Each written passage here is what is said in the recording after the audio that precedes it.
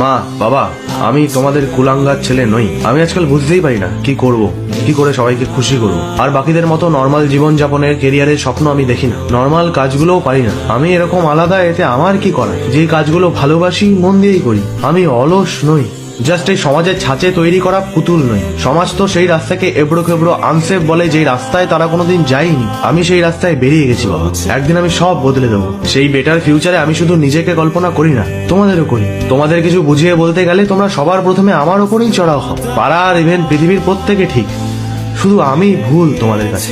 একা লাগে আজকাল, তবে একা থাকতে শিখে গেছি। আর বুঝেও গেছি অন্ধকার রাস্তায় কেউ আলো নিয়ে সাথে যায় না। যে রাস্তাতে ল্যাম্পপোস্ট আছে সেই রাস্তাতেই সবাই টুনি লাগায়। অবশ্য তোমরা তোমাদের মতো আমার ভালোই চাও, সেটাও আমি জানি। কিন্তু সময় সমাজ দুটোই পাল্টেছে। চারিদিকে সার্কাস চলছে বাবা। যোগ্যরা ভালো জায়গায় কোথায়? তবে সময়ের অপচয় করছি না মা, সময়ের অপেক্ষা করছি। একদিন প্রমাণ হবেই তোমরা লুজার জন্ম দাওনি। সেদিন তোমার পাড়া, তোমার সমাজ, তোমার পৃথিবীকে ডেকো আর বলো আমি তোমাদের ছেলে।